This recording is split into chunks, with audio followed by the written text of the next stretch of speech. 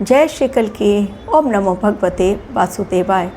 मंगल की महादशा सितंबर 2025 से स्टार्ट हुई जो 2032 तक चलेगी। मंगल की महादशा में सनातन का उदय होना निश्चित है। मंगल की महादशा में भारत अपनी सैन्य शक्ति को बहुत अधिक बढ़ाएगा और मंगल की ही महादशा में भारत की साख ऐसी बढ़ेगी कि पूरी दुनिया नतमस्तक हो जाएगी भारतवर्ष के सामने।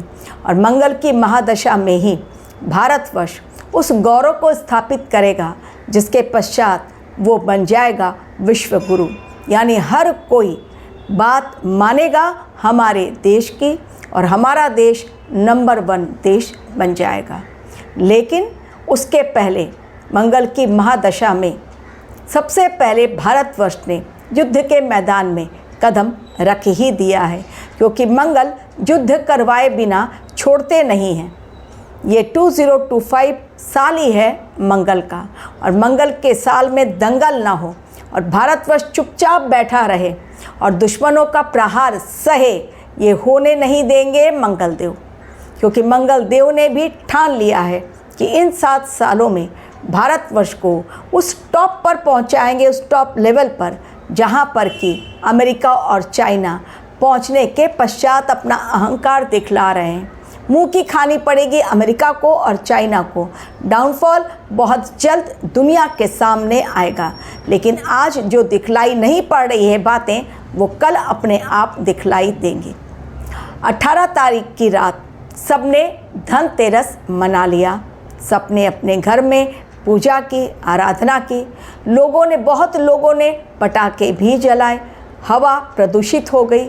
लेकिन इसी बात का सहारा लेकर जब सब लोग अपना अपना त्यौहार मना रहे थे, अपने त्यौहार को मनाने में सब लोग व्यस्त थे, उसी समय हमारी सेना ने एक कर दिया करामात, कानों कान, जिसकी खबर किसी को नहीं हुई।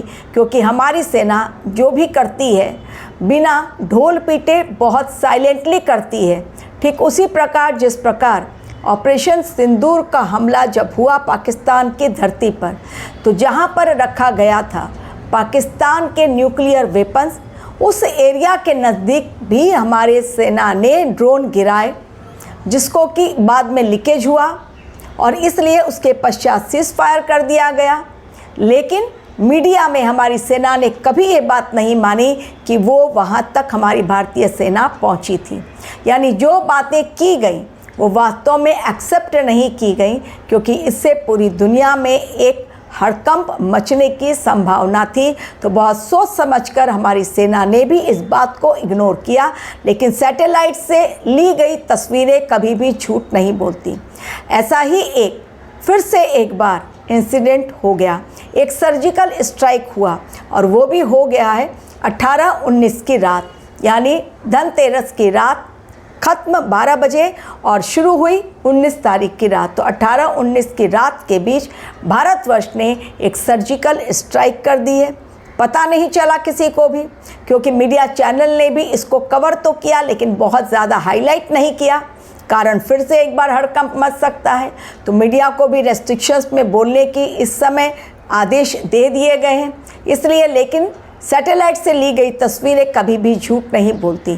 तो ये जो सर्जिकल स्ट्राइक हुआ है म्यांमार की धरती पर अंदर घुसकर एक आतंकवादी संगठन पर हुआ है, जबकि कहा गया कि किसी भारतवर्ष की मददगार ने ये म्यांमार में किया। लेकिन हकीकत ये है, जो सत्य अब सबके सामने आ रहा है, और वो सत्य ये है, वहीं के एक रिपोर्टिंग मीडिया ने वहाँ पर से इस बात का खुलासा किया कि ये भारतवर्ष के किसी मददगार ने नहीं, बल्कि भारतीय सेना ने ही ड्रोन गिराए हैं 18-19 की रात को। और ये 18-19 की रात जो है म्यांमार के उस आतंकी संगठन के खात्मे की रात थी।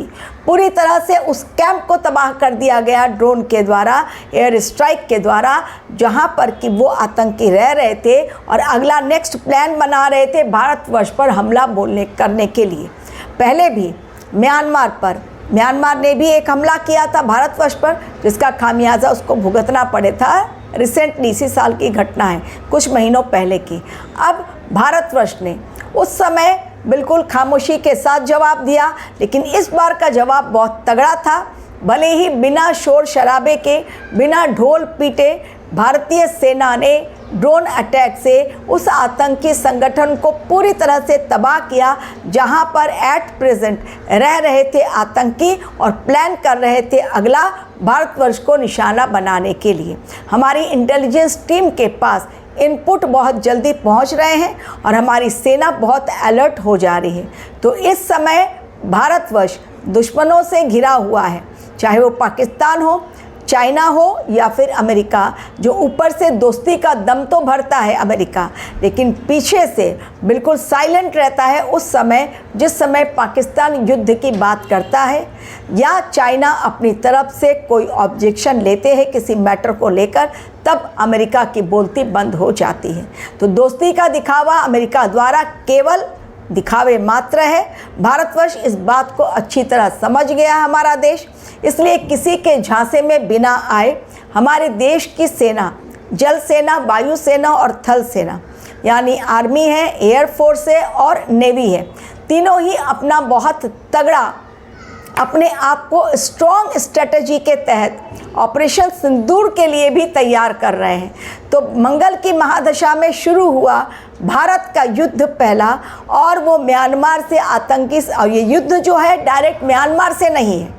अब ये मत समझ लीजिए कि युद्ध भारत और म्यांमार के बीच छिड़ गया, नहीं, ये युद्ध के मैदान में पहला कदम मंगल ने रखवा दिया, यानी सर्जिकल स्ट्राइक करवा दी, ड्रोन गिरवा दिए, आतंकी संगठन तबाह हुए। और इससे मैसेज क्या गया कि अब ये मंगल की महादशा में 7 साल भारतवर्ष न सिर्फ अपने सैन्य संगठन को मजबूत करेगा, बल्कि उसकी तीनों सेनाएं इतनी मजबूत होंगी कि कोई भी आतंकी जिंदा नहीं बच पाएगा, चाहे सामने वाला फिदाइन आतंकी हो या फिर वो ड्रोन या बॉम्ब से अटैक या मिसाइल से अटैक करने की सोच रहा हो।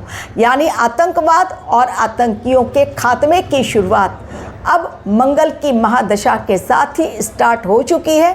मोर्चा संभाल लिया है मंगल देव ने, काम करवाएंगे भारतवर्ष के द्वारा। तो ये बातें खुलकर जल्दी नहीं आती हैं मीडिया में, क्योंकि सेना कभी भी इस चीज़ को अपने आप से एक्सेप्ट नहीं करती है। धीरे धीरे ये बातें जब खुलकर आती हैं और सैटेलाइट की तस्वीरें जब चैनल्स पर आती हैं, तब ये बातें लोगों तक पहुंचती हैं कि वास्तव में उस रात क्या हुआ था जब लोग दिवाली की तैयारी कर रहे थे और कुछ लोग दिवाली मना भी रहे थे, क्योंकि धनतेरस से ही शुरुआत होती है दिवाली की। तो बहुत लोग दिवाली की शॉपिंग में, बहुत लोग दिवाली मनाने में, बहुत लोग धनतेरस की पूजा में जब व्यस्त रहे, तब हमारे देश ने कर दिया वो खेल जिसकी उम्मीद शायद म्यांमार के उस आतंकी संगठन को तब तक नहीं थी जब तक उनका खात्मा नहीं हो गया।